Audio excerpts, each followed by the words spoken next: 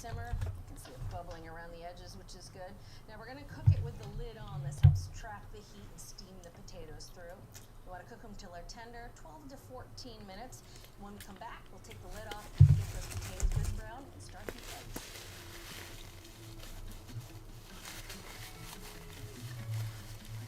All right, these potatoes have been cooking for about 14 minutes. They were a little on the big side, so I expected them to go the full cooking time. You want them to be just tender. The way to test for that is just with a fork. See, it makes sense when you're stabbing a potato with a fork, whether it's done or not. These are perfect. Just cooked through. Now this is still pretty liquidy, so what we're going to do now, crank the heat just up to medium. Let all this liquid reduce, and then we can start to brown the potatoes. All right, it's time to get started on the eggs. Now this egg recipe I developed years ago. I love it because it is absolutely bomb-proof. You can cook a dozen eggs all at once, and they always turn out perfect. So we're going to do it in the oven on a sheet pan. It's like a sheet pan omelet. When it comes up, we're going to roll it up, and it looks beautiful. Perfect for a brunch if you want to do something a little special. So we're going to use a dozen eggs. Going to crack them into a large bowl. Dozen eggs.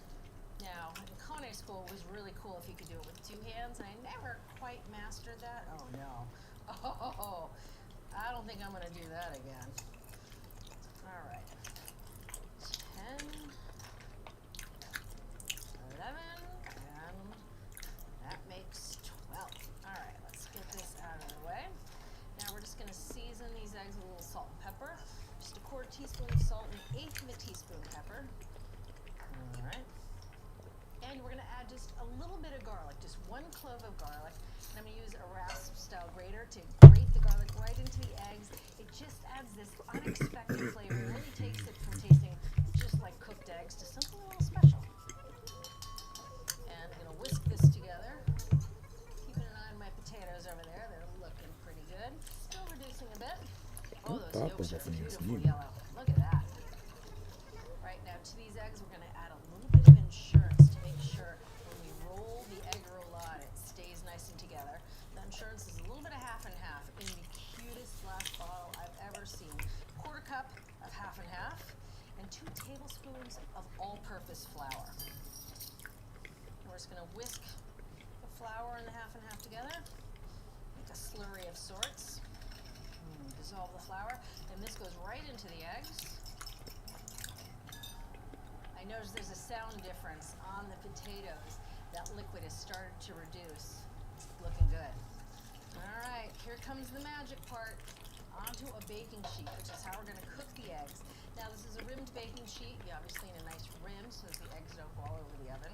Sprayed it thoroughly with vegetable oil spray, piece of parchment on top, more vegetable spray.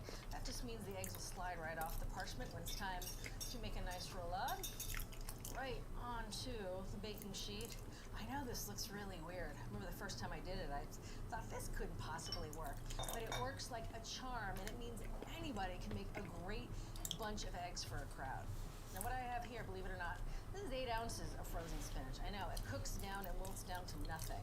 Now what I did is I squeezed it through cheesecloth just to get rid of any extra moisture, because you don't want that to sog out the eggs. You want to kind of sprinkle it over evenly, as evenly as you can. Again, we're going to roll this up. All right, now into the oven it goes, 375 degrees for 9 minutes. And you can tell it's done because it's going to be set around the edges. All right, time to check on those potatoes. They look perfect. You can see all that excess moisture, that broth has evaporated, leaving behind a lot of good flavor. And now it's time to brown them. We're going to do that by adding some oil. We're going to add 3 tablespoons of olive oil. And I'm putting it into this little bowl because we're going to mix it with a little more smoked paprika. So that's 3 tablespoons of olive oil and a teaspoon of smoked paprika. I just want to mix this together ahead of time. That way all that paprika gets coated by the oil. Hopefully All of ours. Flavor, you won't get any paprika clumps. So Celeste. There it goes. All right, now we're going to cook these potatoes another 5 minutes, get them nice and browned and super crisp. This is not a time to walk away. This happens pretty quickly. And you can see how the side of the pans, that fond is forming. You want to keep scraping that up because you don't want that to scorch. All right, and I'm just flipping these potatoes cut side down again, because that's the side that's gonna get good and crisp. Just try to get most of them cut side down. All right, eggs are in the oven, potatoes are browning, we are nearing the end. When we come back, all this will be done. We'll finish making the roulade, and I'll show you how to make the best mimosa. We'll get you right back to the video. Check out Cook's Country's newest book, The Complete Cook's Country TV Show Cookbook. Over 16 seasons and more than 600 recipes are condensed into this cookbook, jam-packed with every recipe we feature on the show, plus stories, tips, and reviews. Go on the road with Cook's Country and tour the U.S. through food. Get inspired by dishes from restaurants, regions, and chefs all over America. All in this one convenient cookbook. To order your copy of the Complete Cook's Country TV Show Cookbook, scan the QR code or visit cookscountry.com to continue your Cook's Country journey.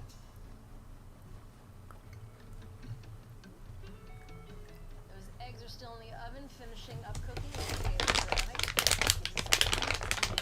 Ultimate mimosa. Now, as for mimosa, it's going to be orange juice with some sparkling wine or some champagne. But we're going to up the ante a bit. Now, here I have some really fresh orange juice, and I strained it. That gets out all the pulp, so it's nice and smooth. And you really want about 2.5 ounces of orange juice. And this is what I've learned about cocktails. I have to measure, or they come out terrible. And these little measuring cups make it pretty easy. All right, now we're going to add some orange liqueur. Cointreau works. This is Grand Marnier, either or any other orange liqueur. Just a little bit, just 1/4 of an ounce.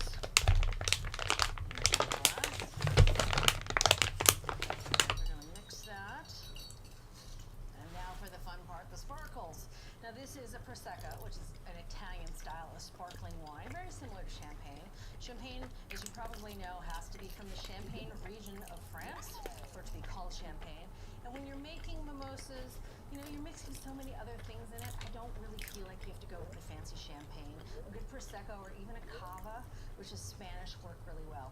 So the trick when opening champagne, at least this is what I learned, is that you don't want to make that big pop. You just want to open it. So as I twist the cork, I'm actually pushing down, and then just a little.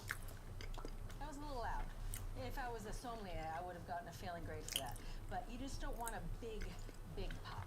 All right, so into the glass this goes. You want about 3 ounces. There we go. You want to lift the sparkling wine from the bottom, mix it all up. The classic way to garnish a mimosa is with an orange twist, and for that you need a channel knife, which I don't have, but that's okay. I like garnishing them with little pieces of orange. You can nibble on them afterwards. Cheers. This is the ultimate mimosa. That little bit of orange liqueur really cranks it up a notch. All right, now the eggs are still cooking. We're gonna make a little fruit platter. And there's really no recipe for this. You use whatever fruit looks good at the supermarket. Here it's snowing outside, which means citrus is in season, and these are beautiful honey bells. And I just cut them so that they're easy to eat. We're gonna sprinkle some fresh berries on top. These berries are gorgeous. Obviously I washed them and I put them on paper towels so they could drain. And again, no recipe for this. I just think people really appreciate having a little fresh fruit. And it's pretty classic for a brunch. I love it when fruit is all cut up and washed and someone went through the trouble of picking out the best fruit at the supermarket. It's just such a luxury. You don't have to garnish, but it's fun to garnish the platter. Just little sprigs of mint, have little bits of green. Let's get a spoon for that. And now it's time to turn those eggs. All right, you can see these eggs are done, but you can see it's still pretty rollable, and that is perfect. Last but not least, we're going to use a cup of shredded Gruyere. We're going to sprinkle it right over the top. You don't need to melt it in the oven. You can just let the heat of the eggs melt it right into the center of the roulade. This helps keep things nice and moist so you don't have dry eggs. It's nice, moist, fluffy eggs. The fun part is about to happen. All right, logistics. Get your platter close by, because we're gonna roll it off the sheet pan onto the platter. If you want a little strengthener, you can have a sip of mimosa before you do this. This is why we grease the sheet pan and the parchment. We're just gonna roll it right up. Okay, lift up the sheet pan and right onto the platter. Oh. She doesn't want to Now, leave. seam side up, you want to be particular, and I do. I like rolling it seam side up. Oh, isn't that cool?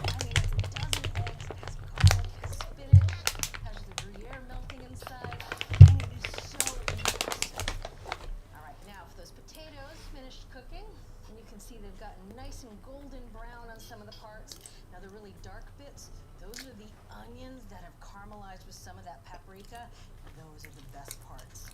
All right, a little bit of parsley. Toss the parsley in.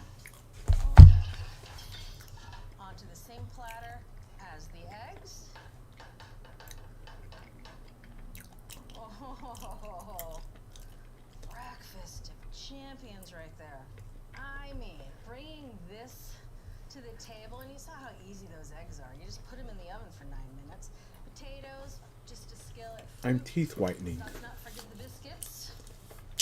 And to go with the biscuits, I made a spicy tomato jam. And this recipe comes together in a 12-inch tomato. You cook it down for about half Are you using an hour. those strips? Now, here's the ingredients. You need 2 tomatoes, 1 tomato, I'm using that light thing. 1 1/4 cups of white I don't believe sugar, the light thing 3/4 works. cups of red wine vinegar, 1/4 cup of fish sauce, which I know sounds weird, but it adds this depth of flavor to the Yeast potatoes. strips. 1 large jalapeno chili, and this chili is the biggest chili I've ever seen. Now, if you add the seeds, it's up to you. The seeds make it spicier. 6 cloves of minced garlic, tablespoon of grated fresh ginger. Last but not least, 2 star anise pods, which are optional. But I love don't think that the little light spice works flavor they either. add. All right, so this goes all into the skillet, cooks for about half an hour till it's nice and thick.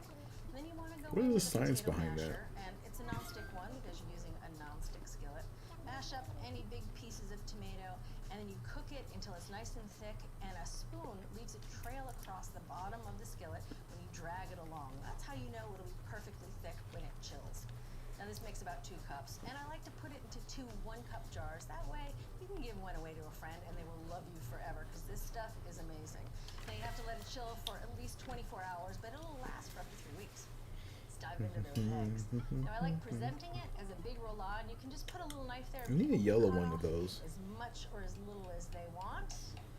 Oh. It works by You see placebo. that? That cheese is so nice and melty in the middle, but That's the not eggs working. are cooked through. I mean, that is a perfectly cooked egg. Oh, get a few of these crispy potatoes. Oh, I love those bits of onion that have gotten really caramelized with the smoked paprika. I know it looks a little on the charred side, but it's not. It is perfect. 10 fossils for Fruit on the plate. 38,000. That Oh, look doesn't at seem those like a fair deal. gorgeous honey bells. Oh, my good friend Greer, she gets cases of these every winter, and I look forward to them because she brings them over to my house. There it is. Oh, yes. Last but not least, one of these rosemary olive biscuits and a little bit of jam. Put it right on the side. Oh, yes, ma'am. All right, I'm going right for the eggs first. All right. Oh, yes, that cheese. The Gruyere is perfectly melted. You can see.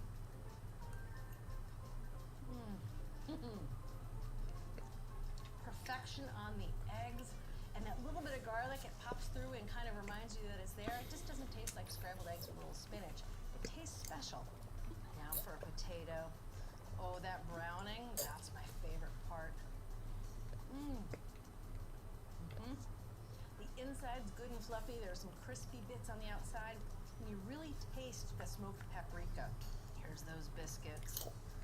Oh, look at that. Perfect texture. A little jam. Are you excited about Super Bowl Sunday? I love think you how guys these care about Super Bowl flavors play. Sunday. The jam, the olives, the spinach, the Gruyere, the smoked paprika. And some fresh fruit. All these honey bells. You have to do that at least once. Perfect brunch. See you next time. If you're ready to take your cooking to the next level, head over to americastestkitchen.com and get a free trial of our ATK Essential membership. While you're there, you can sign up for our free email newsletters and download our app. So, what are you waiting for?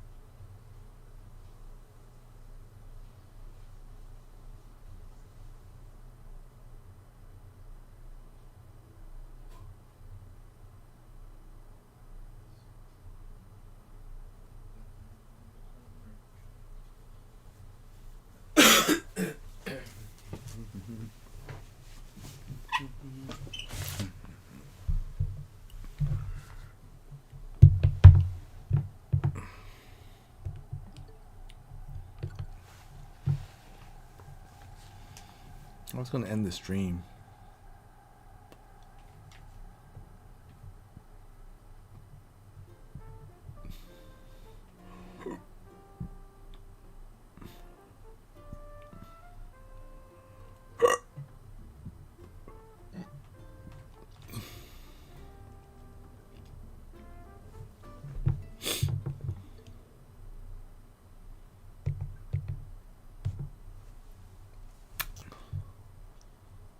Anything new? Anything you want to chat about?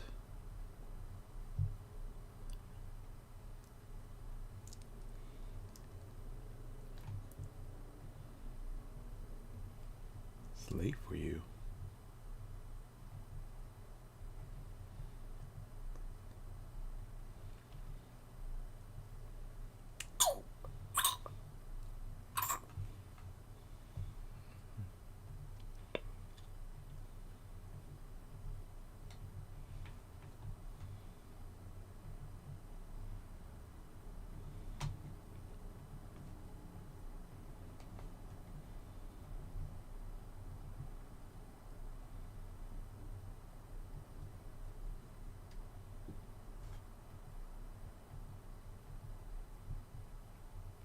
Good afternoon.